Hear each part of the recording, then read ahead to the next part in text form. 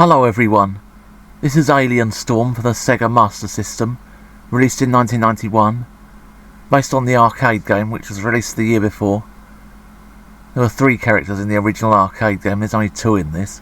I don't know whether that's because of memory issues or something. Basically aliens are taking over the world, and the alien busters have got to stop them. Yeah, the alien busters. They're ready to believe you. They're ready to kick the shit out of aliens. Or killer pizzas in this case.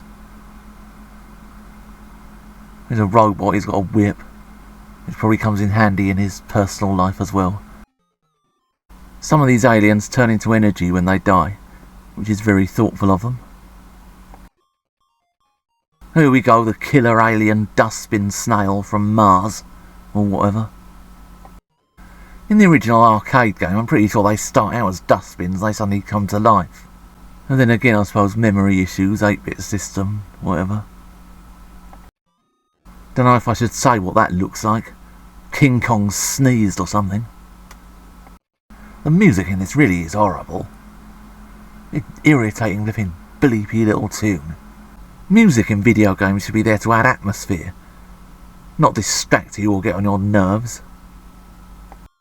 This character is just not easy to control. It just feels kind of stiff and awkward. Yeah, I know he's supposed to be a robot, but he wasn't like that in the Mega Drive version. I used to play that a lot.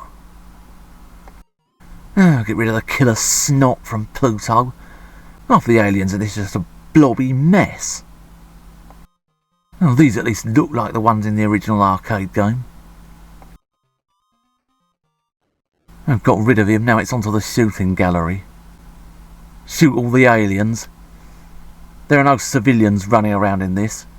In the 16-bit version, I think the arcade version as well, there were people running around trying to escape.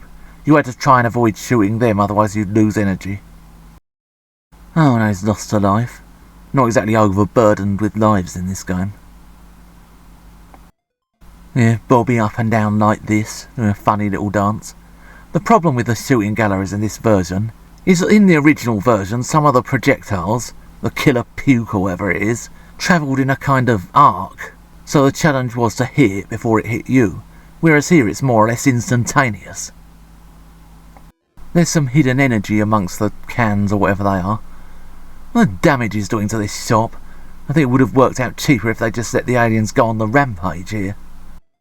There were some other levels in this game that are kind of like a run and gun, where he's continuously running along and you have to shoot or avoid all the aliens. I don't know whether they're in this version. Me and my brother used to play this in 2-player mode. You have to share continues between you. I think that's where the Game Genie comes in handy. Up there in space, shall we find friends? Is there a place where the universe ends? Oh yeah, I think my agent has just about given up now. I'm pretty sure there have been contacts with aliens. It's they're keeping quiet about it. Because what the ruling classes fear more than anything else is losing control over the masses. And nobody knows what's going to happen if it's confirmed that there really are aliens up there. Because basically the movies have brought everyone up to believe that all aliens want to do is invade the Earth, destroy us all and do horrible things to Earth women. So I mean there could be worldwide panic. I mean real panic, not like that War of the Worlds hoax. They said aliens are invading the Earth. Everybody was supposedly fleeing all the cities. Well, they weren't really. That film of where they're supposedly fleeing the cities was just film of a motorway during the rush hour.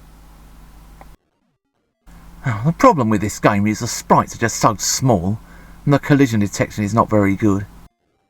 There were 3 characters in the original version. There's a woman as well, I can't think what her name was now, who's not in this version. I don't know whether that's because of memory issues. Oh, here we go again, someone's been ill on the pavement. You know, the killer puke from Mars. Well, that's a good idea for a horror film. I'm sure either the Asylum or Amityville are going to pick it up sooner or later. Well, not literally pick it up, but you know what I mean. Oh, here we go again, a pile of snot straight out of Godzilla's nose. Oh, that's game over again. Let's try once more. Yeah, here we go again. The killer pizzas from the planet Pepperoni. 500 light ales from Earth. That man just turned all green and blobby. Obviously a fashion statement. I think the statement was, I'm a silly sod. Oh, the pink puke monster. We don't want aliens trying to blow up this planet. We can manage that ourselves, thanks.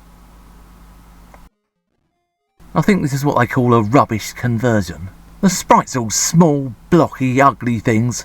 Half of them they don't even seem to have bothered trying to make the effort of making them look like the ones in the arcade game. I mean, like the killer puddles of puke or the killer piles of snot. Where the flipping heck did they come from exactly? The animation is just jerky, so they all just look like bad stop motion or dodgy looking puppets. It doesn't help the collision detection is rubbish. The controls are just stiff. The music is just flipping irritating. When you die, usually it's not your fault. It's because of the crap collision detection or the awkward flipping controls, which means it soon gets frustrating, and it gets repetitive quite quickly anyway. I mean, alright, after the Streets of Rage games, the Mega Drive version felt a bit dated. I'll tell you, it was a heck of a lot better than this. And the perverted